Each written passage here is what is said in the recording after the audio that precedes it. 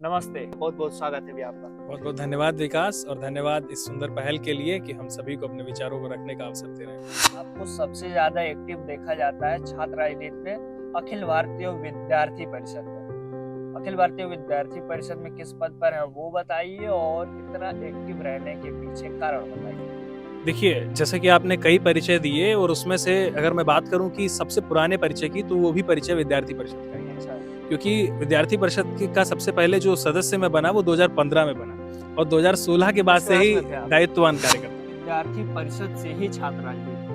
उत्तर प्रदेश की ही बात करें तो जितना विरोध प्रदर्शन अखिल भारतीय विद्यार्थी परिषद 2017 से पहले करती थी, 2017 के बाद उतना नहीं करती और सरकार के खिलाफ तो लगभग ना ही करती। विद्यार्थी परिषद का हमेशा से मानना रहा है कि छात्र संघ बहाल होना चाहिए। लखनऊ विश्वविद्यालय की किस चीज़ की याद आती है, और दूसरा ये कि लखनऊ विश्वविद्यालय और दिल्ली विश्वविद्यालय में क्या अंतर है। तो ये हैरानी वाली बात लगेगी बहुत लोगों को, हाँ, लेकिन मैं गया खुद अपनी टीसी लिया उस सीबीएसई बोर्ड स्कूल से, अच्छा। और मैंने अपना दाखिला एक ऐसे एडेड विद्यालय में कराया जिसका बहुत प्रतिष्ठा भी थी हमारे शहर में, और उसकी फीस मात्र 16 रुपए प्रतिमाह हुआ करती थी। दिल्ली विश्वविद्यालय भी चले गए हैं। दिल्ली विश्वविद्यालय में तो छात्र संघ होता है। दिल्ली विश्वविद्यालय के छात्र संघ में भी हिस्सा लिया जाएगा। मेट्रो स्टेशन से बाहर निकल कर के देख रहा है तो सामने 2 होर्डिंग लगे हुए हैं। एक होर्डिंग पे एबीवीपी के पूरा पैनल की फोटो है और ऊपर स्वामी विवेकानंद का फोटो है, और दूसरा बैनर बगल में लगा हुआ है, उसमें प्रत्याशी का, एनएसयूआई के प्रत्याशी का नाम है, फोटो नहीं है, और ऊपर राहुल गांधी जी का फोटो है, सोनिया गांधी जी का फोटो है। तो ये तो पहले ही तय हो जाता है कि कौन राजनीतिक रूप से बायस्ड है और कौन छात्र संगठन है। एक दिन मेरे पिताजी की तबीयत बहुत खराब हो जाती है, और डेंगू के कारण उनकी प्लेटलेट्स बहुत कम हो गई थी, और उनको यहाँ लखनऊ के एक निजी अस्पताल में एडमिट कराया गया, और उनको प्लेटलेट्स चढ़ाए जाने की आवश्यकता थी, उनको प्लाज्मा चढ़ाए जाने की आवश्यकता थी। तो रात के 12 बजे जो लोग वहाँ पर प्लेटलेट्स डोनेट करने के लिए खड़े थे, वो लोग मेरे शहर के नहीं थे, वो लोग मेरे घर के नहीं थे, वो विश्वविद्यालय के लोग थे, वो विश्वविद्यालय परिवार के लोग। लखनऊ विश्वविद्यालय आए तो आपका क्या नजरिया था? 3 साल बीतने के बाद वह हरदोई का लड़का खुद को क्या पाता है? साल बाद अपने साथ एक पूरा परिवार पाते हैं, जिससे अलग हो पाना मेरे लिए मुमकिन है। कैसे जब आप कहीं जाते हैं तो आपको किसी भी बाबू साहब के आगे डरना नहीं। ऐसा रहा सफर इकाई मंत्री से प्रांत सह मंत्री तक का। बीच में अफवाहें भी आई थी कि आपकी एंगेजमेंट हुई है तो उस बात से कितनी सच्चाई है? ये तो प्रियेश का कोरा मजाक था। ऐसा कुछ होगा तो सबसे पहले इन लोगों को बताया जाएगा, जो बहुत अच्छे दोस्त हैं। इसमें अफवाह जैसा तो कुछ होगा नहीं। तो ये तो सवाल है, डीयू और एलयू में कौन बेहतर लगा? हाँ, जवाब में ये नहीं कह दीजिएगा दोनों अच्छा है।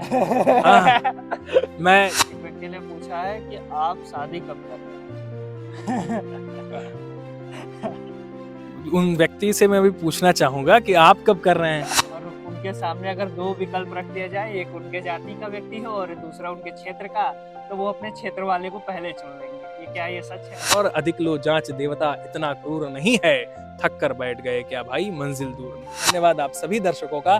लगातार लखनऊ वाले को देखते रहिए, विकास को और इस पूरी लखनऊ वाले की टीम को सपोर्ट करते रहिए।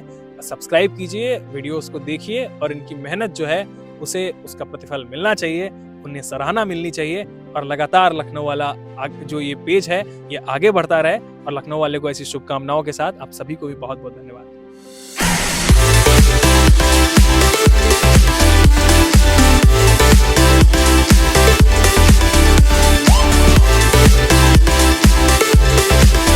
नमस्ते। एलयू के धरोहर आपको पता है कि लखनऊ विश्वविद्यालय में जो भी कुछ अच्छा किया है, कर रहा है या फिर करने का प्रयास कर रहा है, उसको हम लोग एलयू के धरोहर कार्यक्रम में बुलाते हैं। उससे कुछ अपने सवाल, कुछ लोगों के प्रश्न पूछते हैं और ये जानते हैं कि क्या आगे की भविष्य की रणनीति है, साथ ही साथ कैसे वो लखनऊ विश्वविद्यालय में समय बिताए, क्या कुछ लखनऊ विश्वविद्यालय से सीखे, और तमाम सारे प्रश्न पूछते हैं। इसी सिलसिला में आज के जो हमारे एलयू के धरोहर में धरोहर है, उनका नाम है अक्षय प्रताप सिंह। वो एक डिबेटर है और साथ ही साथ छात्र नेता भी है। उन वो वर्तमान समय में दिल्ली विश्वविद्यालय से एमए इतिहास की पढ़ाई कर रहे हैं और लखनऊ विश्वविद्यालय से स्नातक में बीए यानी बैचलर ऑफ आर्ट की पढ़ाई पूरी कर चुके हैं। अब उन्होंने, हमें पता चला कि उनको स्मार्टफोन वितरित करने के लिए बुलाया गया है, उन्हें भी मैसेज गया है कि आपको स्मार्टफोन मिलेगा, तो वो लखनऊ आए। तो हमने भी कहा कि एलयू के धरोहर में ऐसे लोगों को लेना बहुत जरूरी है। इसके अलावा कई सारे परिचय है, वो काव्योम में भी रहते हैं, वो एनजीओ में भी, जो हमने एनजीओ के बारे में बताया था अभ्युदय गुल्लक पाठशाला फाउंडेशन, उसमें भी आपको एक्टिव नजर आ जाएंगे। बाकी अखिल भारतीय विद्यार्थी परिषद में तो मतलब समझिए 24/7 एक्टिव नजर आ जाएंगे। उसके अलावा विश्वविद्यालय कैंपस में भी हमेशा आपको नजर आते रहेंगे। मतलब कुल मिला जुला के ऑलराउंडर है। डिबेट की बात करें तो उसमें इतने सारे मेडल जीते हैं कि इनके कमरे में जब जाएंगे तो कई सारे मेडल भी आपको देखने को मिल जाएंगे। बहुत बहुत स्वागत है भी आपका। बहुत बहुत धन्यवाद विकास, और धन्यवाद इस सुंदर पहल के लिए कि हम सभी को अपने विचारों को रखने का अवसर दे रहे हैं भैया। कई सारे मैंने परिचय दिया, उसमें डिबेट से लेकर के कई सारी चीज, मैं उन सब पर आऊंगा, लेकिन उससे पहले मैं आपके घर चलता हूँ और आपके परिवार के बारे में, आपकी पृष्ठभूमि के बारे में जरा बताइए। परिवार में बाबा हैं, दादी हैं, पिताजी हैं, माताजी हैं और एक बड़े भाई हैं। पिताजी व्यवसाय करते हैं और बाबा शिक्षक थे। और उन दोनों लोगों के संस्कारों का, उन दोनों लोगों की जो समाज के प्रति जागरूकता थी, जैसे कि जब हम लोग बचपन में जिस परिवेश में पड़े हुए होते हैं, जहाँ पर हमारी शिक्षा होती है, जहाँ पर हमारा पालन पोषण होता है, वहाँ पर अगर देश दुनिया की चीज़ों के बारे में बात हो रही होती है, देश दुनिया की चीज़ों के बारे में वहाँ के लोगों को जानकारी होती है, तो हम भी कहीं ना कहीं उसका एक्सपोजर हमको मिलता है और वहीं से हम उन चीज़ों को सीखते हैं, ग्रहण करते हैं हम। कई सारे हमने नाम दिए, उसमें से एनजीओ से लेकर के काव्योम था, लेकिन आपको सबसे ज्यादा एक्टिव देखा जाता है छात्र राजनीति में, अखिल भारतीय विद्यार्थी परिषद में। अखिल भारतीय विद्यार्थी परिषद में किस पद पर है वो बताइए, और इतना एक्टिव रहने के पीछे कारण बताइए। देखिए, जैसे कि आपने कई परिचय दिए और उसमें से अगर मैं बात करूं कि सबसे पुराने परिचय की, तो वो भी परिचय विद्यार्थी परिषद का ही है। अच्छा। क्योंकि विद्यार्थी परिषद का सबसे पहले जो सदस्य मैं बना वो 2015 में बना, और 2016 के बाद से ही दायित्ववान कार्यकर्ता हूँ। कक्षा 8 में ही था मैं उस समय, मेरे बड़े भाई भी दायित्व में थे तो उन्होंने सहजता दिलाई। उसके बाद फिर जो है कक्षा 9 से मैं अपने कॉलेज, जो हमारा कॉलेज था, उस इकाई का इकाई मंत्री बना, फिर वहाँ कॉलेज इकाई अध्यक्ष, उसके बाद तमाम जो एक हायरार्की होती है, उसके बाद फिर अन्य विभिन्न दायित्वों पर रहते हुए जब लखनऊ विश्वविद्यालय में आया तो यहाँ पर चाहे सांस्कृतिक कार्यक्रम हो, चाहे किसी छात्र समस्या के प्रति आंदोलनात्मक गतिविधियां हों, उन सब में अपनी सक्रिय सहभागिता के चलते संगठन ने विश्वविद्यालय इकाई मंत्री का दायित्व दिया। और उसके बाद एक ज्यादा वृहत कार्यक्षेत्र मेरे सामने आया और जहां पर अपनी क्षमताओं को अच्छे प्रकार से दिखा पाने का एक अवसर आया। उसके बाद संगठन ने कहीं ना कहीं मेरे काम को सराहना करते हुए जिला संयोजक का दायित्व दिया, और उसके बाद अवध प्रांत के प्रांत सह मंत्री का दायित्व दिया, जो वर्तमान में मैं अखिल भारतीय विद्यार्थी परिषद अवध प्रांत के प्रांत सह मंत्री के रूप में कार्यरत हूँ। और प्रांत के विभिन्न जिलों में प्रवास भी होता है, और जहां भी जाता हूं वहां यही प्रयास करता हूं कि जो छात्रों के हित में विभिन्न प्रयास किए जा सकते हैं वो किए जाएं। जो विभिन्न नीतियां ऐसी हैं जिन पर छात्रों को ज्ञात होना चाहिए कि किस प्रकार से लाभान्वित हो सकते हैं, उसके प्रति उन तक उन नीतियों को पहुंचाने का कार्य भी करता रहता हूं। करते रहते हैं। 2 प्रश्न इसी से जुड़ा है कि पहला तो ये कि आप छात्र राजनीति में क्यों आए, और दूसरा ये कि विद्यार्थी परिषद से ही छात्र राजनीति क्यों। देखिए, एक तो जब भी हम सामाजिक जीवन में प्रवेश करते हैं तो हमारे कुछ निश्चित उद्देश्य होते हैं।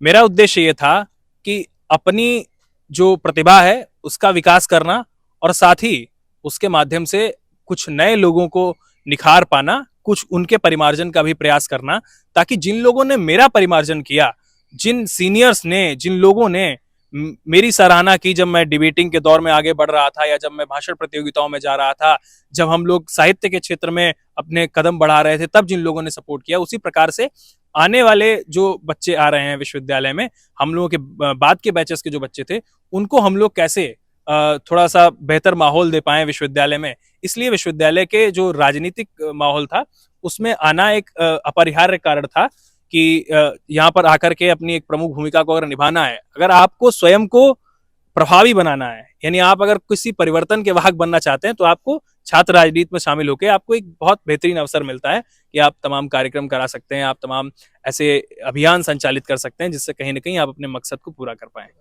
लेकिन विद्यार्थी परिषद ही हाँ, एक प्रश्न आपका ये रह गया कि विद्यार्थी परिषद ही क्यों। देखिए, हम लोग जिस माहौल में पले बढ़े हैं और अगर उस माहौल की भी बात नहीं की जाए, अगर मैं किसी और माहौल में भी होता, तब भी कहीं ना कहीं जो मेरा विचार है वो विचार विद्यार्थी परिषद से सामने रखता था। मैंने बचपन से पढ़ा है अटल बिहारी वाजपेयी जी को, मैंने बचपन से पढ़ा है ऐसे तमाम दीनदयाल उपाध्याय जी के विषय में पढ़ा है, सावरकर। जब बचपन में एक महान व्यक्तित्व की किताब, वो हम लोग जब हम लोग गांव में थे तो बड़े भाई की हमारे महान व्यक्तित्व की किताब थी, तो उसके भी जब मैं पन्ने पलटता था तो मुझे सावरकर का व्यक्तित्व कहीं ना कहीं सबसे ज्यादा प्रेरक लगता था। तो उस विचारधारा से जब मैं आता हूं तो मैंने देखा कि आखिर कौन से लोग उन विचारों को लेकर के चल रहे हैं, कौन से लोग भारत माता की जय का नारा लगाने के साथ साथ वास्तव में भारत के सांस्कृतिक धरोहर को संरक्षित करने की दिशा में प्रयासरत हैं। ऐसे संगठन की जब मैंने तलाश की तो मैंने अखिल भारतीय विद्यार्थी परिषद को पाया और उससे जुड़ा। और हम किसी भी छात्र संगठन से जुड़े जो हमारी मंशा सामाजिक जीवन में जाने की है, अगर वो वहां परिपूर्ण हो पाती है तो मुझे लगता है कि हमें वही जाना चाहिए। इसके आगे हमारे दर्शकों के प्रश्न है, लेकिन उससे पहले इसी से एक जुड़ा हुआ सवाल कि कई बार एक तरीके से ये कहा जाता है कि जैसे एलएसयूआई है उसको कहा जाता है कांग्रेस की वो स्टूडेंट यूनियन है, वही समाजवादी छात्र सभा की बात करें समाजवादी पार्टी की है, ऐसे करके तमाम है। तो आप यानी कि अखिल भारतीय विद्यार्थी परिषद को कहा जाता है कि भारतीय जनता पार्टी की स्टूडेंट यूनियन है, और वही एबीवीपी जैसे आप जैसे लोग कहेंगे कि हम लोग पहले से आए हैं, भाजपा बाद में आई है। मेरे पास और भी तमाम जवाब हैं इसके। बताइए। जैसे जब हम लोग बात करते हैं किस परिप्रेक्ष्य में विद्यार्थी परिषद की स्थापना हुई थी, हम सिर्फ समय काल की बात नहीं कर रहे कि कौन पहले आया और कौन बाद में आया। आप उस समय को देखें तो उस समय जब देश स्वतंत्र हो चुका था और 9 जुलाई 1949 को विद्यार्थी परिषद की विधिवत जो पंजीकृत स्थापना है वो होती है, और उसके पहले से ही गतिविधियां 1 साल पहले से शुरू हुई थी। और वो गतिविधियां उस परिप्रेक्ष्य में शुरू हुई थी कि जो लोग लगातार कहीं ना कहीं आजादी से पहले तमाम युवा, चाहे दिल्ली विश्वविद्यालय हो चाहे काशी हिंदू विश्वविद्यालय हो, वहां पर विभिन्न प्रकार की क्रांतिकारी गतिविधियां, वहां पर विभिन्न प्रकार की राष्ट्रवादी गतिविधियां पहले से चल रही थी। तो उसको स्वतंत्रता के बाद कैसे एक अच्छा राजनीतिक माहौल में, कैसे उसको एक अच्छे राष्ट्रवादी और भारत की संस्कृति के पोषक माहौल में तैयार किया जाए, तो विद्यार्थियों को किस प्रकार से एक सही माहौल में राजनीतिक जीवन में उनका एक्सपोजर दिया जा सके, तो वहां पर विद्यार्थी परिषद की स्थापना हुई।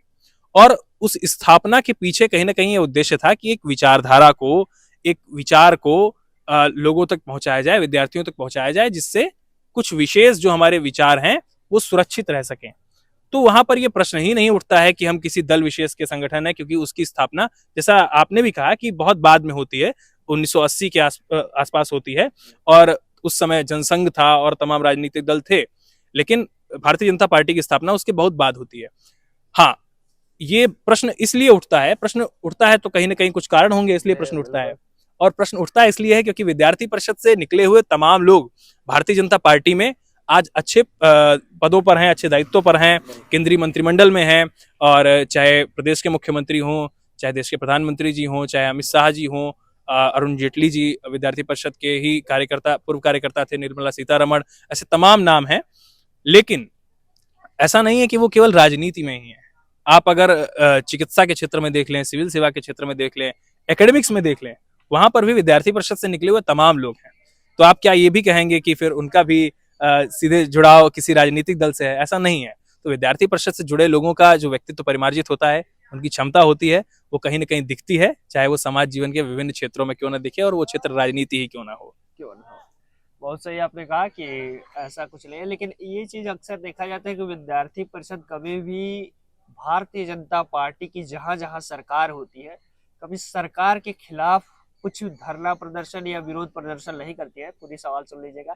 लेकिन वही जब विपक्ष में रहती है, यानी कि जहां पर उसकी सरकार, भारतीय जनता पार्टी की सरकार नहीं होती है, वहां पर सरकार के खूब विरोध करती है अखिल भारतीय विद्यार्थी परिषद। उत्तर प्रदेश की ही बात करें तो जितना विरोध प्रदर्शन अखिल भारतीय विद्यार्थी परिषद 2017 से पहले करती थी, 2017 के बाद उतना नहीं करती, और सरकार के खिलाफ तो लगभग ना ही करती। क्या कहेंगे इस पर? विद्यार्थी परिषद तब आंदोलन करती है जब छात्रों के हित में आंदोलन करने की आवश्यकता होती है, या जब उस विचार पर चोट पहुंचती है जिसको लेकर के विद्यार्थी परिषद की स्थापना हुई थी, और तब विद्यार्थी परिषद आंदोलन करती है। आपने बात की कि विधानसभा चुनाव और जब सरकार उत्तर प्रदेश में सत्ता परिवर्तन हुआ, उससे पहले ज्यादा आंदोलन होते थे। निश्चित रूप से उससे पहले ज्यादा आंदोलन होते थे, अभी भी आंदोलन होते हैं। उससे पहले अगर छात्र हुंकार रैली हुई तो वो इसलिए हुई क्योंकि उस समय पर लगातार जो महिला अपराध बढ़ते जा रहे थे उस पर कोई प्रभावी कार्रवाई नहीं हो रही थी, इसलिए की गई। तमाम प्रकार की छात्र समस्याएं उस समय थी, इसलिए उस समय पर छात्र आंदोलन किया गया। केरल चलो रैली अगर भारतीय जनता पार्टी के किसी एजेंडे को पोषित करने के लिए नहीं की गई थी, वो इसलिए की गई थी ताकि अखिल भारतीय विद्यार्थी परिषद और राष्ट्रीय स्वयंसेवक संघ के जो कार्यकर्ताओं की हत्या केरल में की जा रही है, उस हत्या के विरोध में एक पूरा देश अपनी ताकत दिखा पाए और पूरे देश से कार्यकर्ता केरल गए और वहां पर एक बहुत बड़ी रैली हुई। तो ये सब ये इसलिए नहीं होता है कि किस प्रदेश में किसकी सत्ता है तो वहां नहीं करेंगे। जहां छात्रों के हित की आवश्यकता होगी वहां पर विद्यार्थी परिषद आंदोलन करता है। और अभी भी प्रदेश में विभिन्न स्थानों पर, विभिन्न विश्वविद्यालयों में जब जब कोई छात्र समस्या आती है तो विद्यार्थी परिषद आंदोलन करता है। 2012 में समाजवादी पार्टी की सरकार थी, उसने चुनाव कराने के लिए नोटिस जारी किया, छात्र संघ चुनाव, और फिर उसके बाद कोई पीआईएल डाल दिया और वो रुक गया, मतलब वो जो भी था। फिर उसके बाद 2017 से सत्ता परिवर्तित हुआ और भारतीय जनता पार्टी की सरकार आई। आज 2023 बीतने वाला है, अभी तक भारतीय जनता पार्टी ने चुनाव नहीं कराया। इस पर अखिल भारतीय विद्यार्थी परिषद कितनी बार सरकार के खिलाफ आवाज उठाया है? विद्यार्थी परिषद का हमेशा से मानना रहा है कि छात्र संघ बहाल होना चाहिए। इस वर्ष भी हमारे यहाँ चाहे यूजीसी के चेयरमैन को जो हमारे डेलीगेशंस ने ज्ञापन दिए, चाहे राज्यपाल को जो ज्ञापन दिए, उन सब में छात्र संघ बहाली की मांग है। यहाँ तक कि विश्वविद्यालय स्तर पर भी जो ज्ञापन दिए गए उनमें भी छात्र संघ बहाली का बिंदु सम्मिलित है।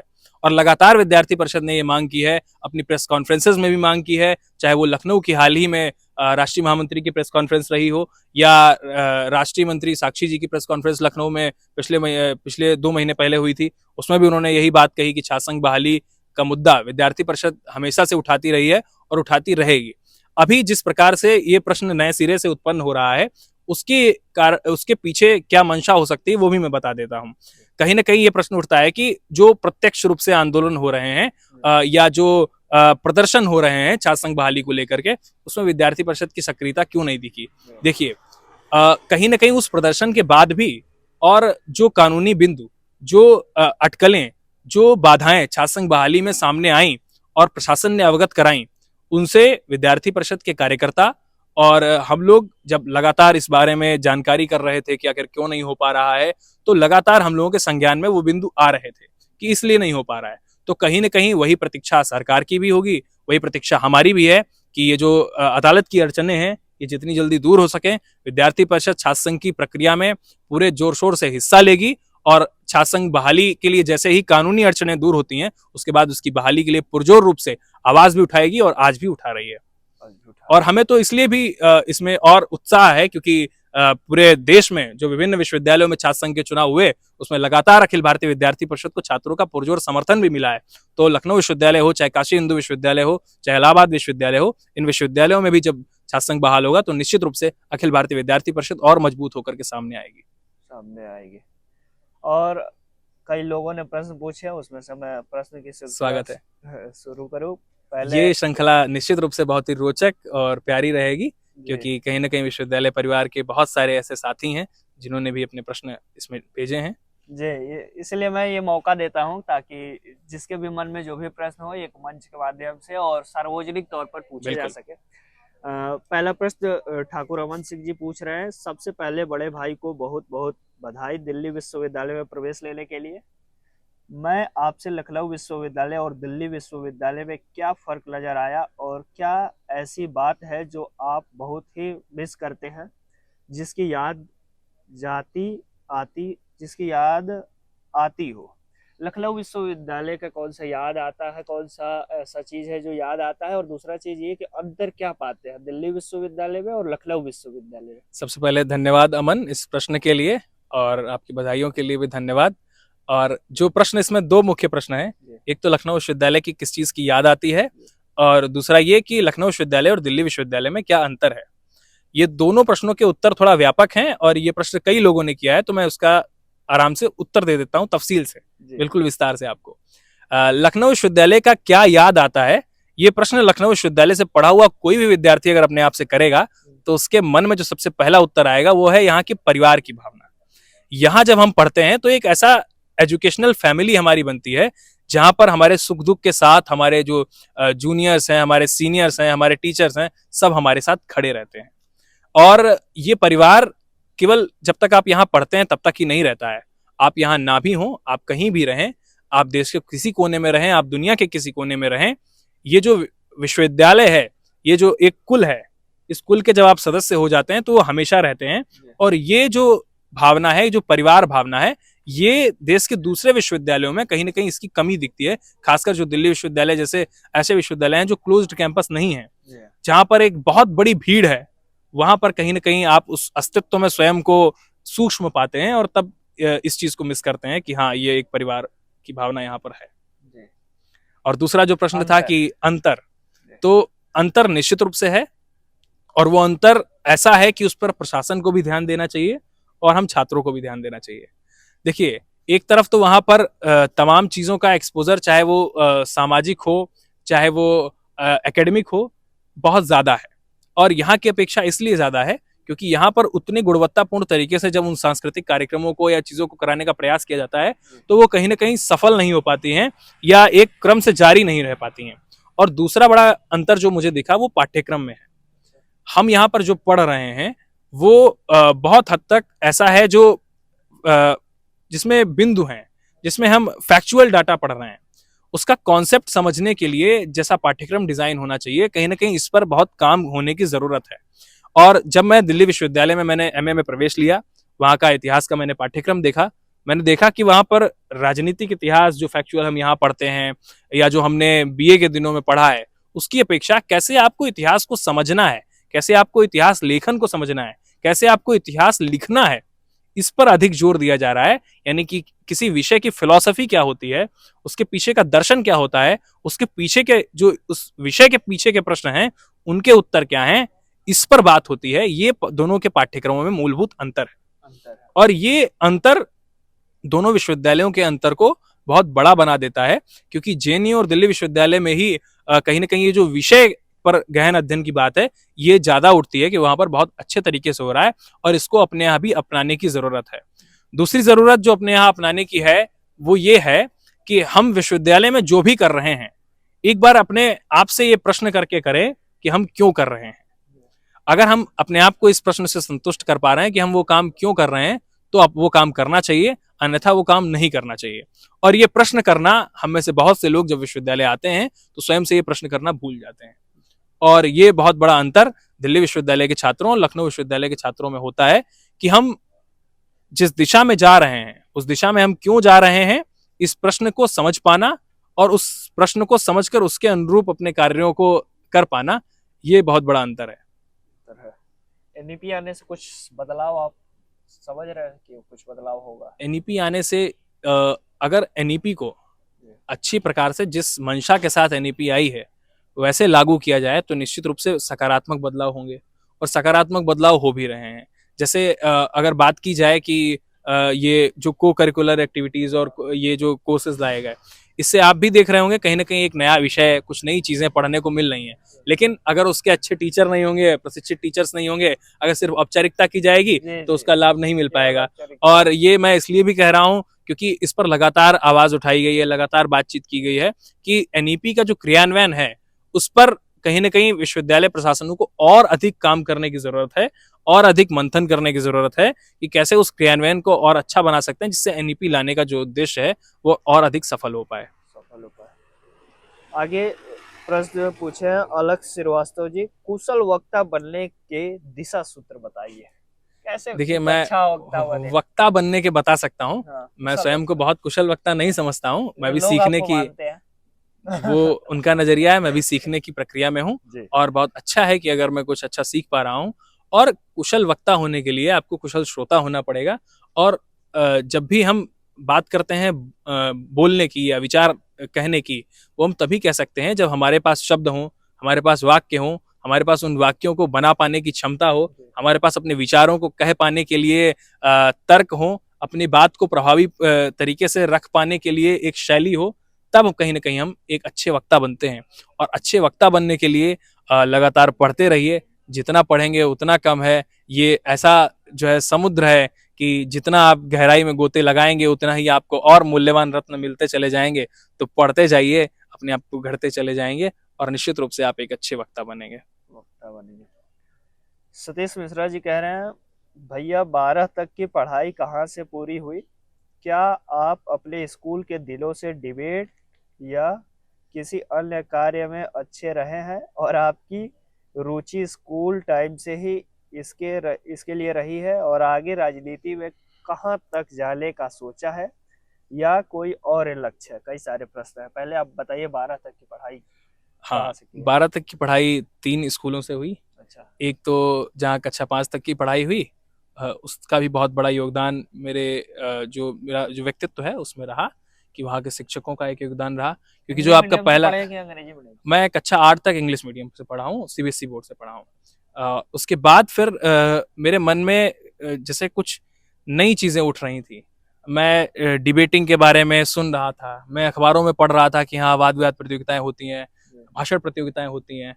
तो पता चला कहाँ होती हैं, सीबीएसई में कम होती हैं और यूपी बोर्ड के स्कूलों में, सरकारी स्कूलों में ज़्यादा होती हैं। अच्छा। तो ये हैरानी वाली बात लगेगी बहुत लोगों को, लेकिन मैं गया, खुद अपनी टीसी लिया उस सीबीएसई बोर्ड स्कूल से, अच्छा। और मैंने अपना दाखिला एक ऐसे एडेड विद्यालय में कराया जिसका बहुत प्रतिष्ठा भी थी हमारे शहर में, और उसकी फीस मात्र 16 रुपए प्रतिमाह हुआ करती थी। अच्छा। और जहाँ मैं पहले पढ़ता था वहाँ की फीस 8,000 रुपये प्रतिमाह हुआ करती थी।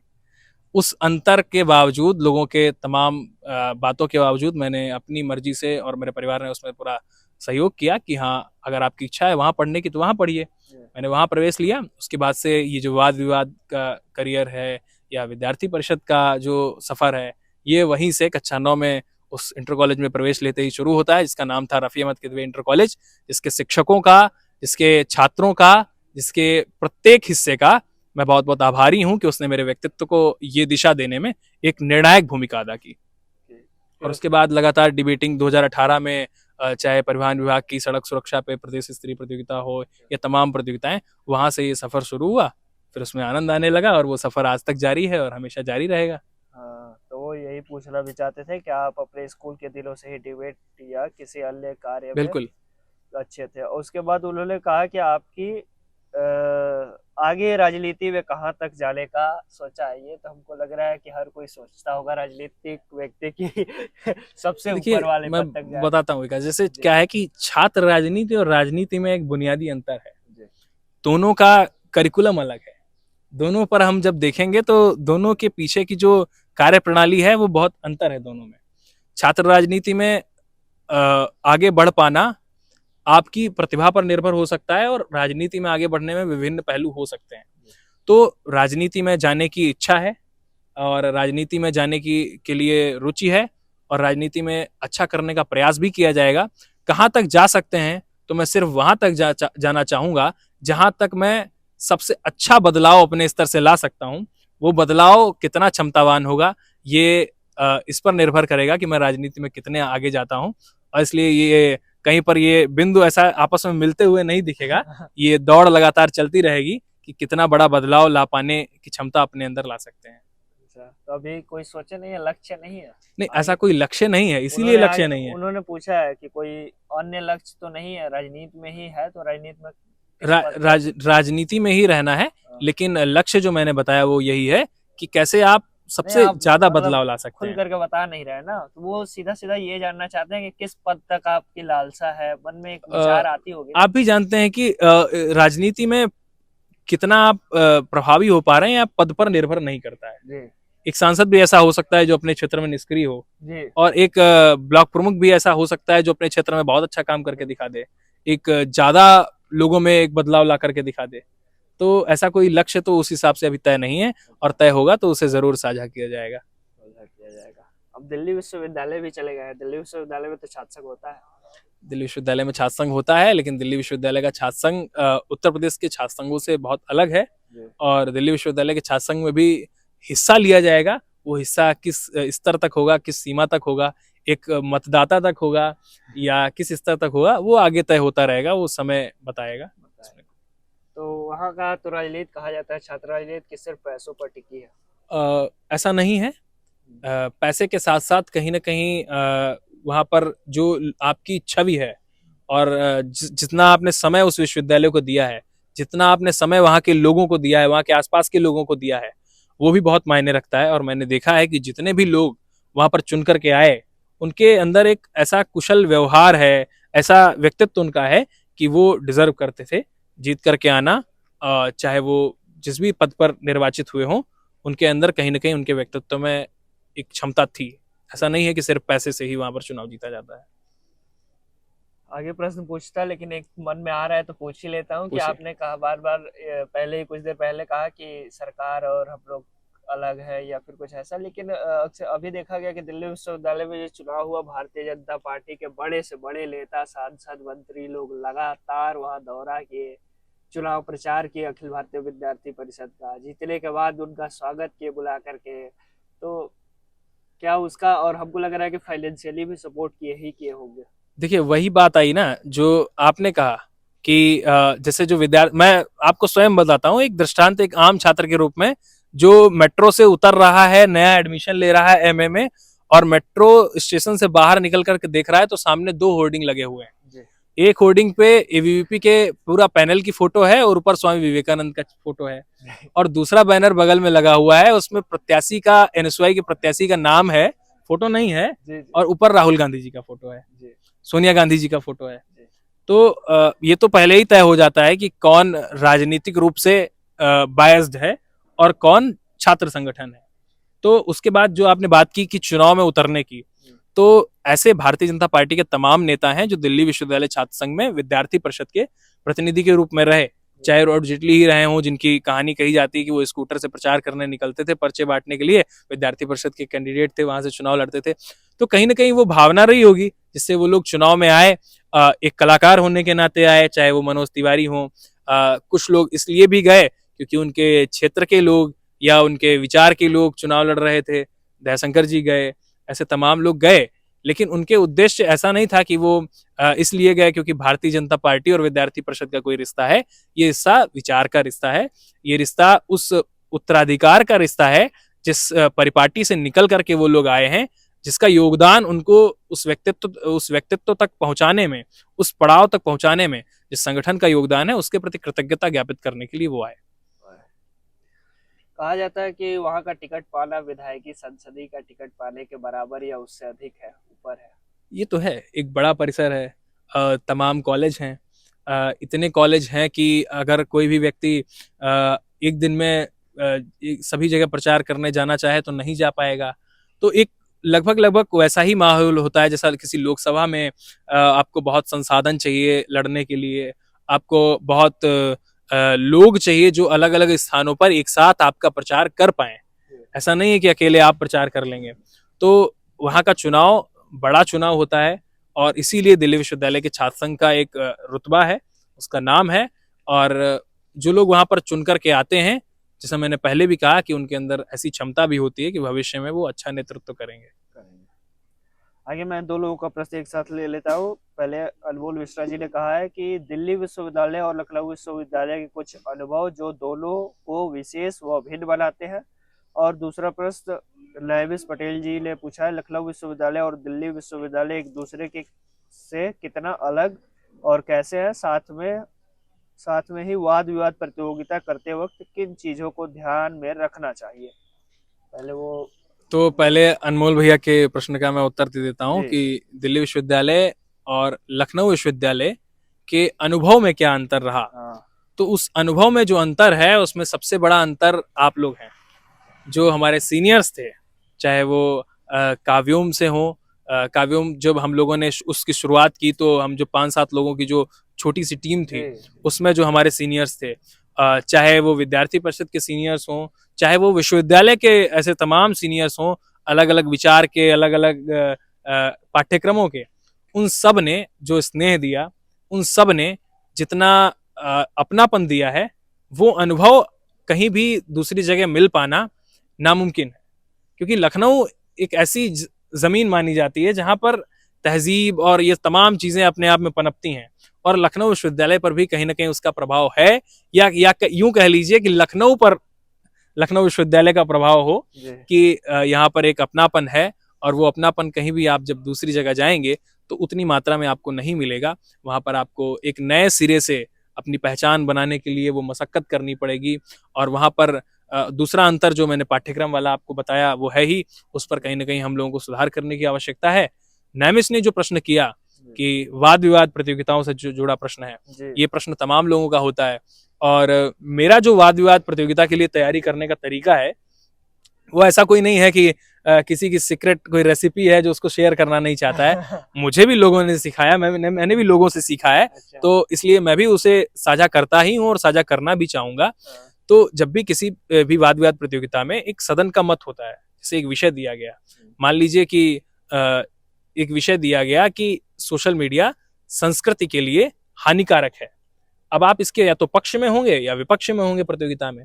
तो जैसे ही आप पक्ष और विपक्ष अपना तय कर लेते हैं, उसके बाद आप पूरा दिमाग इसी पे लगाइए कि कैसे आप उसमें अच्छे तर्क इकट्ठे कर पा रहे हैं, कैसे अच्छे लॉजिक्स इकट्ठे कर पा रहे हैं। और जब आपके पास तर्क इकट्ठे हो जाएं तो उन तर्कों को एक अच्छे कंटेंट में, एक अच्छी भाषा शैली में पिरोइए, एक अच्छे प्रकार से उसका प्रस्तुतिकरण करने के लिए तैयार होइए, जिससे सिर्फ तर्कों को उगल देना डिबेट करना नहीं है, सिर्फ तर्कों को इकट्ठा करके उनको मंच से एक एक करके गिना देना, ये वाद विवाद प्रतियोगिता में जाना नहीं है।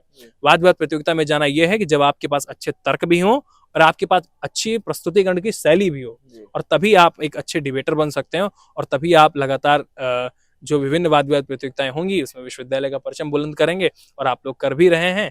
ऐसा मुझे बिल्कुल विश्वास है कि आप लोग मुझसे भी ज्यादा, और तमाम लोग जो विश्वविद्यालय से वाद विवाद के करियर में रहे होंगे, उनसे अच्छा आप लोग करेंगे, ऐसी मेरी उम्मीद है जी। लेकिन एक वो कहा जाता है कहने का तरीका होना चाहिए, बिल्कुल वही मैंने कहा। और साथ ही साथ जो एक्सप्रेशन होता है, हाँ, तो वो सब कहाँ से आता है, कैसे आता है? एक्सप्रेशन कहीं ना कहीं जब आप बोलते हैं तो जिस बात को आप पहुंचाना चाहते हैं उसको और बेहतर तरीके से पहुंचाता है। और इसके लिए हमको अच्छे वक्ताओं को सुनना पड़ेगा। अच्छे वक्ताओं में जब हम बात करते हैं तो आप किसी को भी सुन सकते हैं, आप नेहरू जी को सुन सकते हैं, आप अटल जी को सुन सकते हैं, आप तमाम जो हमारे देश के और तमाम ऐसे नेता हुए, और नेताओं से इतर उद्योगपति हुए, कर्नल सैम मानेकशॉ हुए, उन पर अभी फिल्म आ रही है, कभी आप उनको सुनिए, उनके इंटरव्यू सुनिए, क्या कमाल वो बोलते थे।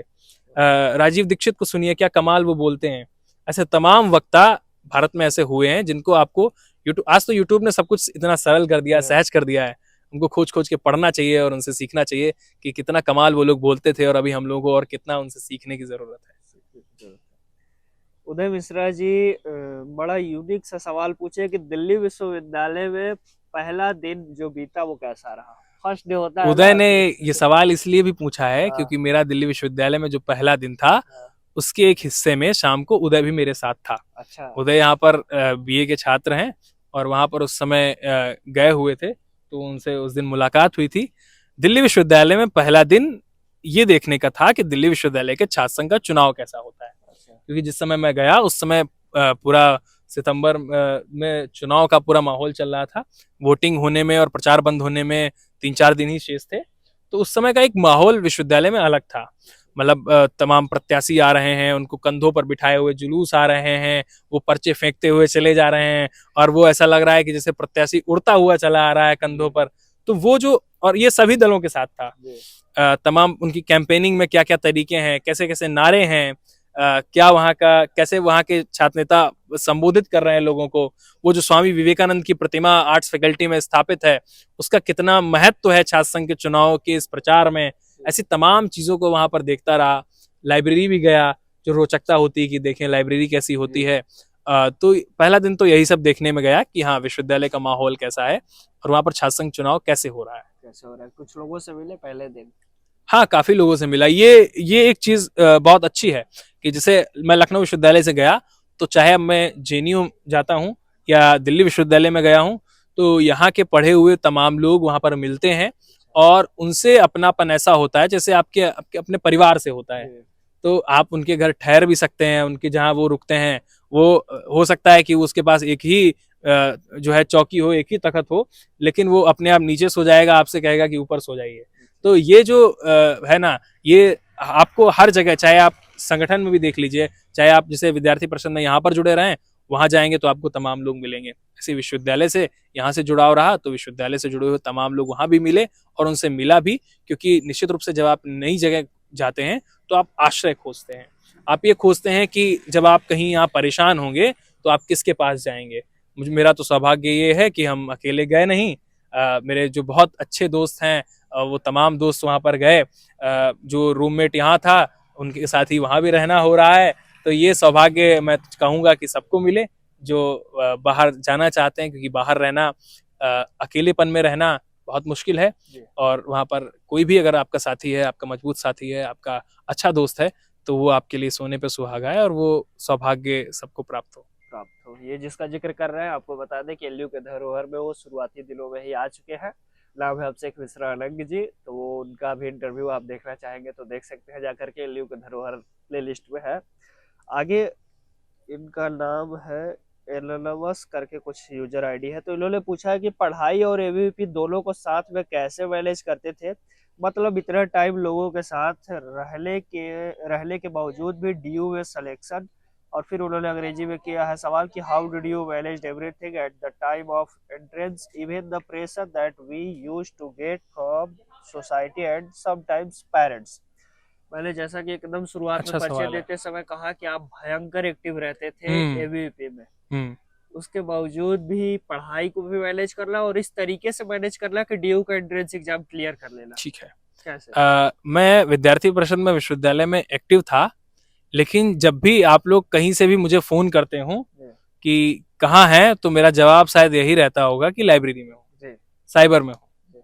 और मैं लाइब्रेरी में बैठता था, थोड़ा बहुत पढ़ने का प्रयास करता था, पढ़ता भी था।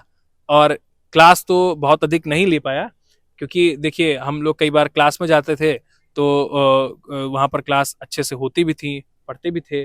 कई बार किसी कारणवश नहीं जा पाते थे तो नोट्स वगैरह मांग करके या किसी प्रकार से उसको पूरा कर लेते थे। और दूसरा, जब आप सक्रिय कहीं भी रहते हैं, फिर भी अगर आपको समय प्रबंधन अच्छे से आता है, तो आप दिन में अगर 4 घंटे समय भी, 3 घंटे समय भी पढ़ने के लिए निकाल ले रहे हैं, तो ऐसा कोई भी ह्यूमैनिटीज का तो एंट्रेंस एग्जाम नहीं है जो हम जिससे पार ना पा सकें। साइंस के या जो और उच्च स्तरीय एग्जाम है उनके लिए मैं नहीं कह सकूंगा, लेकिन 4 घंटे पढ़ाई या 3 घंटे पढ़ाई भी एक सामान्य विद्यार्थी के लिए, जिसको एक अच्छे विश्वविद्यालय में प्रवेश लेना है, चाहे जेएनयू में प्रवेश लेना हो, चाहे दिल्ली विश्वविद्यालय में प्रवेश लेना हो, वो 4 घंटे पढ़ाई करके आराम से प्रवेश पा सकता है। और बात एक साथ मैनेज करने की रही कि इतने लोगों से कैसे जुड़ा जाए, इतने लोगों को कैसे, इतने लोगों से कैसे अपने संबंध अच्छे रखे जाएं। तो ये जो है, ये कोई स्किल का काम नहीं है, ये इसका काम है कि आप सबको एक दृष्टि से देखिए। आप, हो सकता है आपका एक निजी सर्किल हो जो 5 लोगों का ही हो, लेकिन उसके बाद का जितना सर्किल है ना, वो सब आपके प्रिय हैं। उन सब के सुख दुख में अगर कहीं भी कोई समस्या में दिख रहा है तो आप उसके साथ खड़े हों। और ऐसा करने से आपका कोई समय का बहुत बड़ा नुकसान नहीं होगा। वो जो चीजें वहां से आपको मिलेंगी, वो जो आप निवेश वहां पर समय का कर रहे हैं, वो प्रोडक्टिव है, वो आपको उसका फल देगा। और मुझे भी मिला है एक अनुभव जो इन तमाम प्रश्नों में नहीं आया, और मेरे लिए वो अनुभव बहुत निजी है, लेकिन एलयू के एक ऐसे मंच पर हूं तो वो भी साझा करना चाहूंगा। अब से सिर्फ तकरीबन 18 दिन पहले एक दिन मेरे पिताजी की तबीयत बहुत खराब हो जाती है, और डेंगू के कारण उनकी प्लेटलेट्स बहुत कम हो गई थी, और उनको यहाँ लखनऊ के एक निजी अस्पताल में एडमिट कराया गया, और उनको प्लेटलेट्स चढ़ाए जाने की आवश्यकता थी, उनको प्लाज्मा चढ़ाए जाने की आवश्यकता थी। तो रात के 12 बजे जो लोग वहां पर प्लेटलेट्स डोनेट करने के लिए खड़े थे, वो लोग मेरे शहर के नहीं थे, वो लोग मेरे घर के नहीं थे, वो लोग, उन लोगों को आने में शायद विलंब होता, या वो लोग आते भी तो हो सकता है कि उनका ब्लड उस ग्रुप का ना होता, या तमाम चीजें थी। लेकिन जो लोग वहां पर खड़े थे वो विश्वविद्यालय के लोग थे, वो विश्वविद्यालय परिवार के लोग थे। हॉस्टल का मेरा प्रिय जूनियर विराट, उसने पिताजी के लिए प्लेटलेट्स डोनेट की। मेरा रूममेट देवेंद्र, उसने प्लाज्मा डोनेट किया। तो उसके बाद अगले ही सुबह से पिताजी की स्थिति लगातार सुधरती चली गई, और अगले दिन वो लगभग इस स्थिति में थे कि हाँ, हम लोग चिंता मुक्त हो चुके थे, तनाव मुक्त हो चुके थे। तो कहीं ना कहीं वहां पर मुझे ये लगा कि जो समय विश्वविद्यालय में आप सामाजिक जीवन में देते हैं, जो समय इस विश्वविद्यालय परिवार को आप देते हैं, वो आपके लिए पढ़ाई से कम उत्पादक नहीं है, उसका भी जीवन में एक महत्व है। बस आप अपने समय को प्रबंधन कर उसका करना सीखिए, पढ़ाई के लिए भी समय दीजिए और सामाजिक जीवन के लिए भी समय दीजिए। समय दीजिए, बिल्कुल। आगे उत्कर्ष जी पूछ रहे हैं हमारे जैसे अनुजों को क्या संदेश देना चाहते हैं और जो पढ़ाई के पैरेलल एक्टिविज्म एंड अदर को करिकुलर एक्टिविटीज में भी सम्मिलित हैं।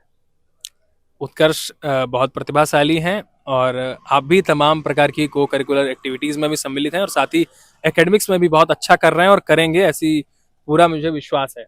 तो उत्कर्ष के लिए ये कहना चाहूँगा और तमाम जो ऐसे जूनियर्स विश्वविद्यालय में हैं जो सामाजिक जीवन में प्रवेश कर चुके हैं और उनको लगता है कि कैसे अपनी पढ़ाई को साथ में मैनेज करके चलना है, तो जैसा मैंने एक बात पहले भी कही थी कि हमेशा जो आप करने जा रहे हैं एक प्रश्न खुद से करते रहिएगा कि आप वो क्यों कर रहे हैं।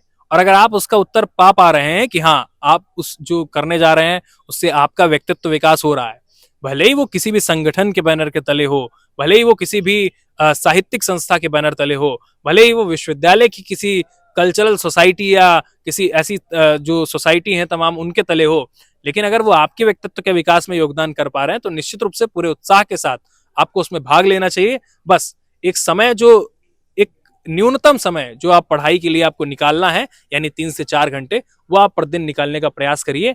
और इसमें कुछ ऐसा नहीं है कि पूरा दिन आपको उसी को करिकुलर में देना होगा। समय प्रबंधन करेंगे तो सब कुछ बहुत अच्छे से चलता रहेगा और आप अपने सामाजिक जीवन को और एकेडमिक जीवन को बहुत अच्छे से मैनेज कर पाएंगे। उन्होंने कई सारे सवाल पूछे हैं। फिर आगे उन्होंने कहा है कि स्टडी सर्कल जैसे पहल और बाकी क्रिएटिव आइडियाज को एग्जीक्यूट करने में कई बाधाएं आई होगी। बिल्कुल। जब लोग आपके कंसेप्ट को समझ नहीं पाए होंगे तो उन्हें ओवरकम करके सक्सेसफुली एग्जीक्यूट कैसे करा और लोगों को कैसे जोड़ा। जिस वर्ष मैंने विश्वविद्यालय में प्रवेश लिया तो यहाँ पर कोई ऐसा मंच नहीं था जहाँ पर 20 बच्चे, 30 बच्चे, 50 बच्चे बैठ करके किसी एक विषय पर चर्चा कर पाए। चर्चा तो हम सभी करते हैं, लेकिन ऐसा कोई मंच नहीं था जहां पर एक इंटरेस्ट के तमाम लोग मिलकर के बैठ पाए और उसकी आवश्यकता हम लोगों को भी महसूस होती थी। तो जब संगठन ने मुझे इकाई मंत्री का दायित्व दिया, वो 3 दिसंबर का दिन था और 4 दिसंबर को हम लोगों ने अपने पहले स्टडी सर्किल का आयोजन किया। अच्छा। उसके अगले ही दिन से और doctor BR Ambedkar study circle के नाम से विश्वविद्यालय में एक स्वाध्याय मंडल की शुरुआत हुई, जो अखिल भारतीय विद्यार्थी परिषद लखनऊ विश्वविद्यालय इकाई का एक प्रयोग था। जो उस समय इकाई जिसमें मुझे भी काम करने का अवसर मिल रहा था इकाई मंत्री के रूप में, उस इकाई का एक प्रयोग था और उसके बाद लगातार वो संचालित होता रहता है। कभी कभी उसमें थोड़ा सा समय का अंतराल ऐसा आ जाता है जहाँ पर उसकी कंटिन्यूटी थोड़ा सा ब्रेक होती है, वो एग्जाम्स का समय होता है, वो प्रवेश का समय होता है, वरना वो लगातार चलता है और वहां पर ऐसे छात्र आते हैं किसी एक विषय को लेकर के 50-60 छात्र, 40 छात्र एक गोले में बैठ करके उस पर एक विषय पर चर्चा करते हैं। वो एक दूसरे से प्रश्न करते हैं, उसके बाद जो बिंदु होते हैं उनको भी नोट करते हैं, विषय उनको पहले बताया जाता है, वो तैयार करके आते हैं और उसमें जो अच्छे वक्ता होते हैं उनको पुरस्कृत भी किया जाता है। और ये कॉन्सेप्ट ऐसा चला कि लगभग दर्जनों ऐसे स्टडी सर्किल इस विश्वविद्यालय में अलग अलग जगह पर आयोजित किए गए और उनसे ऐसे तमाम जूनियर्स हैं, ऐसे तमाम मेरे साथ के लोग हैं जिन्होंने वहां पर एक दूसरे से जो परिचित हुए थे, आज वो न केवल बहुत अच्छे मित्र हैं बल्कि बहुत अच्छे वक्ता भी हैं। और उसमें कहीं ना कहीं जो उनके मित्र वहां उस स्टडी सर्किल से बने, जो उनका वो सर्किल बना, उसका एक योगदान रहा होगा। तो उन्होंने आखिरी प्रश्न पूछा है कि छात्र राजनीति से उम्मीद की जाती है कि वो समाज को एक नई दिशा दे जिससे हम पढ़े लिखे लोग की राजनीति भी कहते हैं, तो आज के परिवेश में यह कितना साक्षर होते दिख रहा है।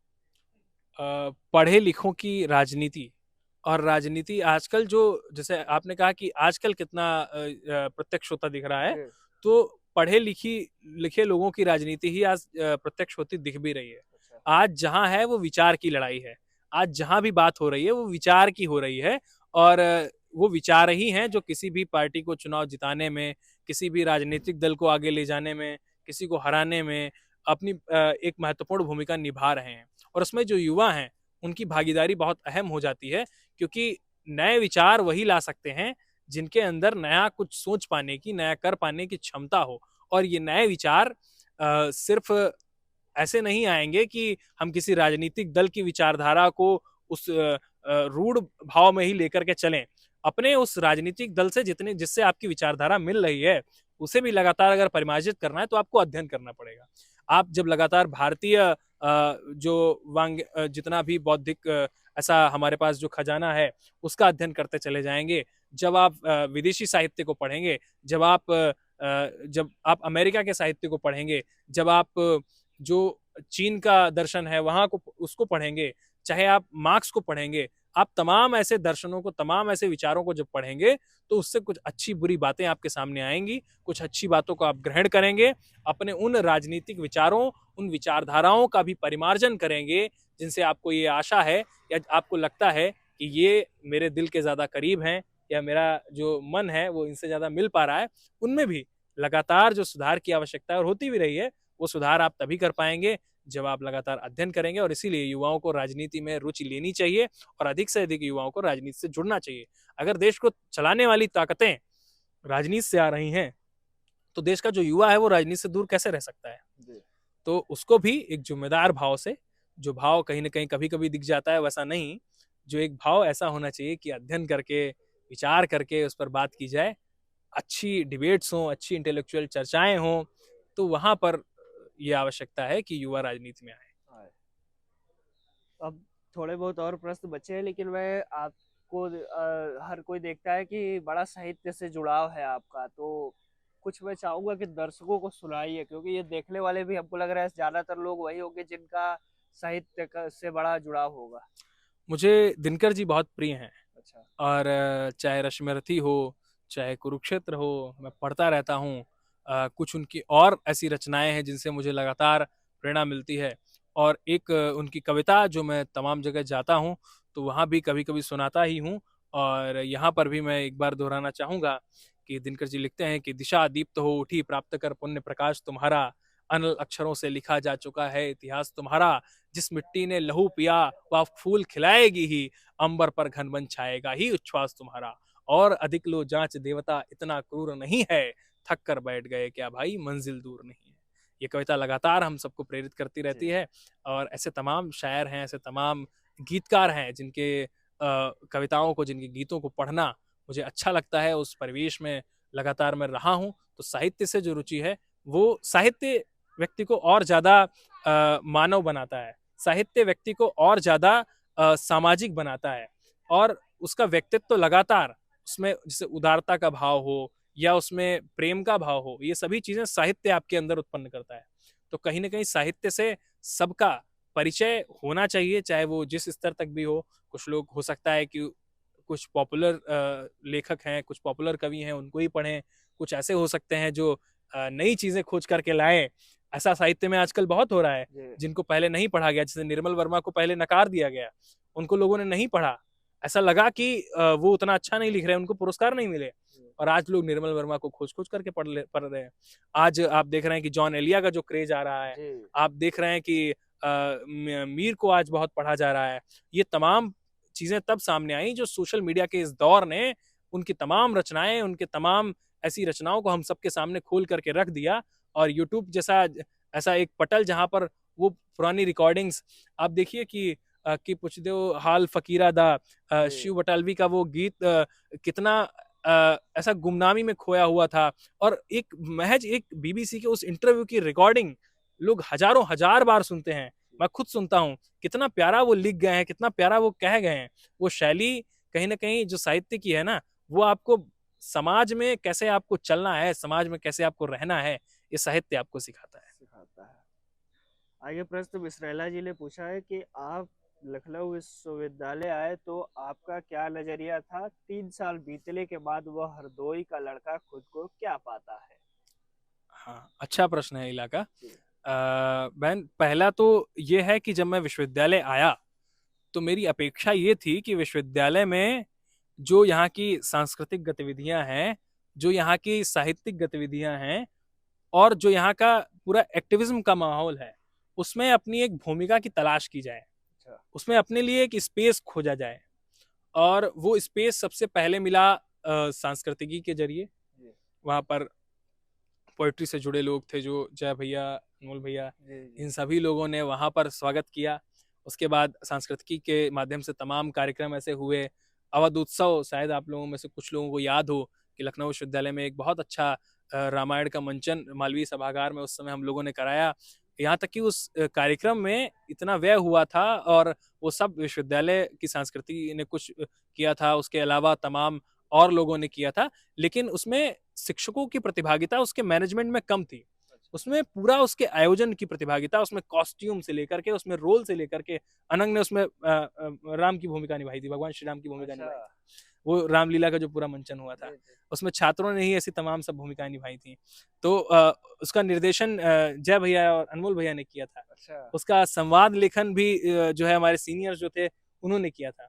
और उस पूरे कार्यक्रम में संचालन की भूमिकाओं को देखना, कुछ छोटी छोटी जिम्मेदारियां निभाना, फिर उसके बाद जो अन्य तमाम कार्यक्रम विश्वविद्यालय में होते रहे, फिर काव्योम की गतिविधियों में एक संस्थापक सदस्य के तौर पर क्या उसमें भूमिका हो सकती थी, उसके लाइव जो होस्ट करने से लेकर के तमाम जो डिजिटल उसके काम थे उसमें क्या अपना एक छोटा सा योगदान हो सकता था, उसको किया गया। उसके बाद विद्यार्थी परिषद में दायित्व पर रहते हुए कैसे विश्वविद्यालय में जो विश्वविद्यालय का राजनीतिक मंच है उसको बहुत अधिक एकेडमिक बनाया जा सकता है, कैसे जो आंदोलन है उनको भी और रचनात्मक बनाया जा सकता है, इस पर भी काम किया गया। जैसे स्टडी सर्किल के प्रयोग पर पहले ही बात हुई, ये एक ऐसा प्रयोग था। फिर उसके बाद तमाम जो दूसरे राजनीतिक दल यहाँ पर चल रहे हैं उन्होंने भी उसको चलाने की कोशिश की, कुछ सफल हो पाए, कुछ नहीं सफल हो पाए, लेकिन एटलीस्ट उनको इतना अच्छा लगा कि उन्होंने भी अपनाया और देश के दूसरे विश्वविद्यालयों में भी अपनाया गया।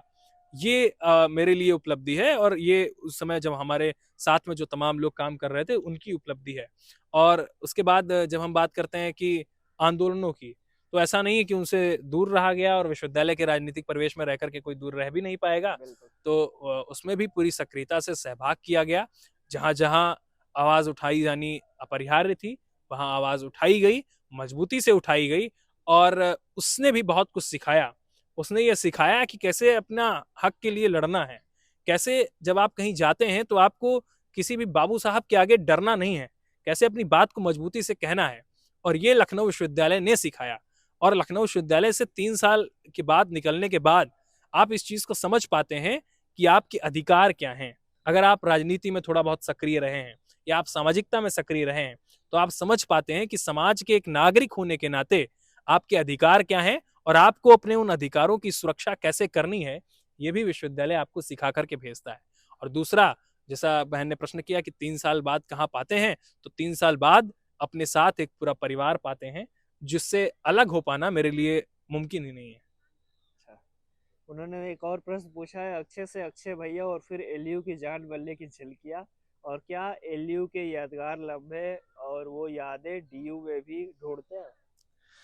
एलयू का एक छोटा सा हिस्सा हूँ और उस हिस्सा होने के नाते कई बार जैसे ये बहुत अच्छा एक इसमें एक लाइन बहुत अच्छी आई कि यहाँ के लम्हे वहाँ ढूंढते हैं।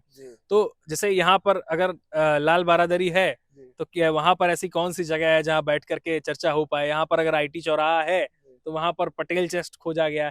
ऐसे तमाम चीजें हैं जिसमें हम जिस जगह से जाते हैं ना, जिस परिवेश से जाते हैं, जिस जैसे लोगों से जाते हैं, हम वैसे लोग खोजने की कोशिश करते हैं, हम वैसी जगहें खोजने की कोशिश करते हैं, हम वैसा माहौल खोजने की कोशिश करते हैं। हर बार मिल नहीं पाता है तो कहीं ना कहीं कॉम्प्रोमाइज में संतुष्टि करते हैं।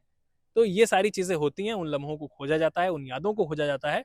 और उन यादों को खोजने के लिए खोजते खोजते हो सकता है कि जब नहीं मिले तो वापस कुछ दिन आकर के इसी विश्वविद्यालय में उसे जिया जाए, क्योंकि ये विश्वविद्यालय कभी भी आप इसके पूर्व छात्र नहीं हो पाते हैं। इस विश्वविद्यालय के हमेशा छात्र रह जाते हैं या लगातार यहाँ से, यहाँ के लोगों से सीखते रहते हैं और यहाँ से जुड़ाव लगातार बना रहता है। ये आखिरी प्रश्न हमको लग रहा है ये पूछे हैं प्रिय शंकर मिश्रा जी, लखनऊ विश्वविद्यालय और दिल्ली विश्वविद्यालय के अनुभव को बताएं, जैसा कि आपने बता चुका है। और आप एबीवीपी एलयू के इकाई मंत्री रहे, फिर जिला संयोजक, उसका प्रांत सहमंत्री, तो कैसा रहा सफर इकाई मंत्री से प्रांत सहमंत्री तक का? बीच में अफवाहें भी आई थी कि आपकी एंगेजमेंट हुई है तो उस बात से कितनी सच्चाई है? ये तो प्रियेश का कोरा मजाक था। ऐसा कुछ होगा तो सबसे पहले इन लोगों को बताया जाएगा जो बहुत अच्छे दोस्त हैं। इसमें अफवाह जैसा तो कुछ होगा नहीं। तो ये तो इस पर मैं क्या ही कहूँ। लेकिन जो सफर की उन्होंने बात की, जिस सफर की उन्होंने बात की, उस सफर में जो लोग सबसे मजबूती से मेरे साथ खड़े रहे उसमें से एक खुद प्रियेश ही हैं। जो जिस इकाई में मैं इकाई मंत्री रहा उसमें मुझसे भी ज्यादा सक्रिय रूप से अगर कुछ लोगों ने काम किया तो वो ये लोग थे। और जब मैं जिला संयोजक था तब भी लगातार इन सब की सक्रियता, इन सब का सहयोग मेरे लिए बना रहा। और जिस समय मैं इन दायित्वों को, जैसे जब मैं इकाई मंत्री बना, तो तमाम लोगों का कहना था कि एक नया लड़का जो विश्वविद्यालय में अभी उसको 1 साल ही आया हुआ है और वो 1 साल बाद ऐसे दायित्व को कैसे संभाल पाएगा। तमाम सीनियर्स हैं, उनसे बातचीत करके, जैसे आप लोग वर्तमान में देख ही रहे होंगे कि कितने समीकरण ऐसे होते हैं जी जी जिन पर जी। आपको खरा उतरना खूब होता है। खूब। तो उन तमाम चीजों से कैसे आप डील करेंगे, तो उससे आप डील तब कर पाते हैं जब आप सभी को सुनेंगे। और आप सभी को सुनेंगे, सबके विचारों को लेकर के उसके बाद निर्णय लेंगे, और तभी आप एक सफलतापूर्वक किसी भी संगठन को, किसी भी इकाई को संचालित कर सकते हैं या उसमें संचालन में अपनी एक प्रभावी भूमिका रख सकते हैं। जैसे कई बार ऐसे विषय आते थे कि जिस पर मेरा मत उस चीज को करने का नहीं है, लेकिन मेरी इकाई के अधिक लोगों का मत है कि वो काम किया जाए, किया जाए। तो निश्चित रूप से मैं चाहूंगा कि उसको हम लोग संपादित करें, थोड़ा सा अतिरिक्त सावधानी के साथ संपादित करें, ताकि उससे जो नकारात्मक असर है वो हम पे ना पड़ सके, सकारात्मक चीजें हम कर ले जाएं। जी ऐसे ही जब जिला संयोजक रहा, तब भी पूरे इधर चाहे वो डालीगंज हो, चाहे जानकीपुरम हो, तमाम जगह पर तमाम कार्यक्रम कराए गए, तमाम गतिविधियां की गई, विश्वविद्यालय में भी की गई। और उसमें जैसे हेल्प डेस्क का है, जी हेल्प डेस्क विश्वविद्यालय में वो परंपरा भी लगभग खत्म होती जा रही थी, लेकिन उस वर्ष से जो हेल्प डेस्क का कॉन्सेप्ट वो शुरू हुआ, मुझे याद है कि प्रियेश, हम, जतिन, ऐसे तमाम लोग इतना पसीना बहाते थे वहां पर कि पूरे पूरे दोपहर हो जाती थी, पूरे पूरे दिन वहां पर खड़ा रहना पड़ता था गेट नंबर 4 पर। उसके बाद हेल्प डेस्क पर इस बार भी सभी लोगों ने, जितने लोग यहाँ विद्यार्थी परिषद के या अन्य संगठनों के भी हेल्प डेस्क में लगे हुए थे, उन्होंने बहुत मेहनत की। तो वो कॉन्सेप्ट एक बार पुनर्जीवित हुआ तो अच्छा लगा। स्टडी सर्किल का कॉन्सेप्ट आया तो अच्छा लगा। और इन सब चीजों को देखा गया, इन सब चीजों को सराहा गया, अच्छे विचार रखने को सराहा गया, तो संगठन ने प्रांत सह मंत्री का दायित्व दिया, उसे भी निभाया गया और निभाया जा रहा है। आगे भी जो संगठन दायित्व देगा उसे भी निभाया जाएगा। आगे भी आप लोग जो अपेक्षाएं करेंगे उन्हें भी निभाया जाएगा। निभाया जाएगा। विवेक गुप्ता जी प्रश्न कर रहे हैं कि भैया आपसे एक ही प्रश्न है, एक ही सवाल है, डीयू और एलयू में कौन बेहतर लगा? हाँ, जवाब में ये नहीं कह दीजिएगा दोनों अच्छा हाँ, है। मैं ये बिल्कुल नहीं कहूंगा कि दोनों अच्छा है। जी मैं पहले भी बताया हूं और फिर से कहूंगा जी। कि लखनऊ विश्वविद्यालय में जब आप आते हैं, तो यहाँ आप खुद को तराशते हैं। अच्छा। यहाँ आप जिस प्रकार से एक अपना सर्वांगीण विकास करते हैं, वो हो सकता है आपको दिल्ली विश्वविद्यालय में नहीं मिलेगा। और दिल्ली विश्वविद्यालय का जो एकेडमिक्स है, वहाँ पर जो पाठ्यक्रम की गुणवत्ता है, वहाँ पर जो करिकुलम है, वहाँ पर जो थॉट प्रोसेस है, वहाँ पर जो विचारों का समागम है, वहाँ पर जो प्रोफेसर्स के पढ़ाने की शैली है या बच्चों के खुद के पढ़ने की शैली है, वो यहाँ पर कहीं न कहीं कम बेहतर दिखती है, जिस पर हम सभी लोगों को मेहनत करने की आवश्यकता है। उसको ऐसे नहीं है कि एक जड़ चीज है जिसको हम सुधार नहीं सकते हैं। हम लोग 2020 में मैं विश्वविद्यालय आया था, उस समय विश्वविद्यालय में एक उत्सव था, क्योंकि विश्वविद्यालय के 100 साल पूरे हुए थे। हाँ और पूरा विश्वविद्यालय एकदम सजा हुआ था दुल्हन की तरह। जी जिस दिन मैं, मुझे याद है, जिस दिन मैं पहले दिन आया, उस दिन कुमार विश्वास का शो था यहाँ पर। जी, और 25 उसके नवंबर। और उसके अगले दिन भी उसके अगले दिन एक वाद विवाद प्रतियोगिता थी जिसमें हम लोगों ने प्रतिभाग किया। तो ऐसे तमाम उस समय जो कार्यक्रम चल रहे थे, उसने एक स्वागत किया हम लोगों का। और उसके बाद उस लगातार उस परंपरा को हम लोग लेकर के चलते रहे, और हमने लगातार इस विश्वविद्यालय को बेहतर होते हुए देखा है। हम लोग आलोचना करते हैं, आलोचना करना राजनीतिक जीवन में होने के नाते हमारी जिम्मेदारी है। और विश्वविद्यालय के प्रत्येक छात्र की ये जिम्मेदारी है कि वो अपनी चीज, जो खराब चीजें हैं उनकी आलोचना करे, और जो अच्छी चीजें हैं उनकी सराहना करे। नैक के समय में वो चाहे किसी भी कारणवश कई चीजों का सुधार किया गया हो, लेकिन अगर लाइब्रेरी की सीटें बेहतर की गई, अगर रीडिंग सेक्शन की कैपेसिटी बढ़ाई गई, सिविल लाइब्रेरी की कैपेसिटी बढ़ाई गई, तो ये सकारात्मक सुधार था।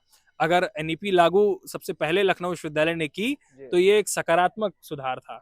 ऐसे तमाम सकारात्मक सुधार हुए हैं और लगातार होते रहने की आवश्यकता है। तो एलयू भी डीयू के समकक्ष खड़ा होगा या उससे भी बेहतर हो सकता है।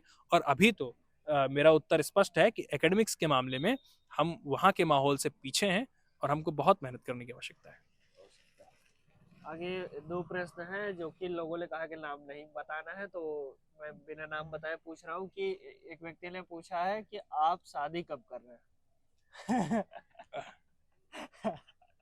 उन व्यक्ति से मैं अभी पूछना चाहूंगा कि आप कब कर रहे हैं, और दूसरा तो ये है ना शायद कि वो कर चुके हो तो।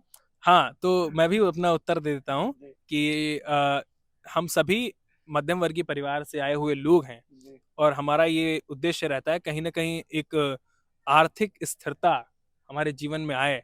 जिस पढ़ाई में जिस लक्ष्य को लेकर के हम चल रहे हैं, उस लक्ष्य को अगर हम शोध करने का लक्ष्य लेकर के निकले हैं, जी तो उस लक्ष्य को पूरा करें, उसके बाद ही ऐसे विकल्पों पर विचार कर पाना मुमकिन होगा। बाकी हम लोग ऐसे परिवारों से आते हैं जहाँ इसमें परिवार की भूमिका बहुत महत्वपूर्ण होती है, जी। तो परिवार की भूमिका ही निर्णायक है। निर्णायक है। एक व्यक्ति दूसरे व्यक्ति ने मतलब पूछे हैं वो बोले कि यार मैं भी ये सब मुझे नहीं समझ में आ रहा है कहना चाहिए या नहीं, लेकिन उन्होंने जो भाषा बोला वो मैं बता दे रहा हूँ। उन्होंने कहा कि हाँ। यार मैं भी क्षत्रिय हूँ, वो भी क्षत्रिय है, लेकिन उनके साथ ये है कि वो जाति नहीं देखते हैं, वो बड़ा क्षेत्रवाद करते हैं। और उनके सामने अगर दो विकल्प रख दिया जाए, एक उनके जाति का व्यक्ति हो और दूसरा उनके क्षेत्र का, तो वो अपने क्षेत्र वाले को पहले चुन लेंगे। ये क्या ये सच है? ना मेरे अंदर जाति को लेकर के बायसनेस कभी रही है, और ना क्षेत्र को लेकर रही है। मेरे साथ जो लोग रहे पूरे विश्वविद्यालय में, जो मेरे सबसे प्रिय लोग हैं, उसमें जैसे अनंग और अर्पित तो मेरे साथ पहले से ही वहाँ स्कूल के दिनों से ही मेरे साथ थे। जी यहाँ पर आकर के जो तमाम लोग बने, उसमें ज्यादातर दोस्त जो हैं वो पूर्वांचल से हैं, और मैं अवध से आता हूँ। मैं हरदोई से आता हूँ, जो कानपुर, उन्नाव, शाहजहांपुर जी और लखीमपुर, सीतापुर, लखनऊ से सटा हुआ है। तो पूर्वांचल के जो तमाम मित्र हैं, उन्होंने जो अपनापन दिया है, जो गोंडा के तमाम दोस्त हैं, जो बलिया के तमाम दोस्त हैं, जो मऊ के दोस्त हैं, जो आजमगढ़ के साथी हैं, जो उन लोगों ने अपनापन दिया है, उसमें भी कोई कमी नहीं है। और ना मेरे अंदर कभी भी उनके लिए कोई बायसनेस आई है कि मैंने कभी चाहा हो कि उनका कोई अहित हो, या ऐसी कोई चुनाव का अवसर मुझे आया हो तो मैंने क्षेत्र वाले को प्राथमिकता दी हो, ऐसा भी नहीं रहा है। और विद्यार्थी परिषद में जाति कभी के नहीं आया? मामले, विद्यार्थी परिषद में भी ऐसा मौका कभी नहीं आया, और जब चुनाव की बात आई तो मैंने इन दोनों बिंदुओं को कभी नहीं परखा। और मैंने एक तो विद्यार्थी परिषद में जो हमारी कार्य पद्धति है कि कोई एक व्यक्ति कुछ निर्धारित कर नहीं सकता है। जी आप अपना विचार दे सकते हैं, आप अपना पक्ष रख सकते हैं, आप अपनी राय रख सकते हैं। और तो वो जो राय मैंने रखी, उसमें क्षेत्र का या जाति का कोई वो नहीं था, हमेशा वो प्योर रहा है। अब किसी के मन में ऐसा कोई संशय है तो उस पर मैं कुछ नहीं कह सकता। नहीं कह मैं सकते। कहूंगा कि वो आए और मुझसे मिलें और मुझे बताएं कि कहाँ पर आपको ऐसा लगा, तो हाँ, मैं आपको भी स्पष्ट कर पाऊंगा कि उसके पीछे ये नहीं, ये कारण था। अच्छा चलिए, ये कार्यक्रम अभी तक अगर आप सुने तो बहुत बहुत धन्यवाद। ये खास कार्यक्रम लखनऊ वाले का खास कार्यक्रम था, जो प्रत्येक रविवार को शाम के 7 बजे लखनऊ वाले चैनल पर आता है, जिसका नाम है एलयू के धरोहर। हम अलग अलग लोगों से बात करते हैं, जानते हैं उनके बारे में, और साथ ही साथ आपके हिस्से का सवाल, कुछ अपने सवाल पूछते हैं और लोगों के सामने रखते हैं। बहुत बहुत धन्यवाद, बहुत बहुत आपने समय धन्यवाद दिया। विकास आपका भी, और धन्यवाद आप सभी दर्शकों का। लगातार लखनऊ वाले को देखते रहिए, विकास को और इस पूरी लखनऊ वाले की टीम को सपोर्ट करते रहिए। सब्सक्राइब कीजिए, वीडियोस को देखिए, और इनकी मेहनत जो है उसे उसका प्रतिफल मिलना चाहिए, उन्हें सराहना मिलनी चाहिए। और लगातार लखनऊ वाला जो ये पेज है ये आगे बढ़ता रहे, और लखनऊ वाले को ऐसी शुभकामनाओं के साथ आप सभी को भी बहुत बहुत धन्यवाद। बहुत बहुत धन्यवाद भैया इसके लिए। बहुत बहुत धन्यवाद आप सबको भी। देखते रहिए लखनऊ वाले। मेरा नाम है विकास सिंह, कैमरे के पीछे है सुमित और विवेक। बहुत बहुत धन्यवाद।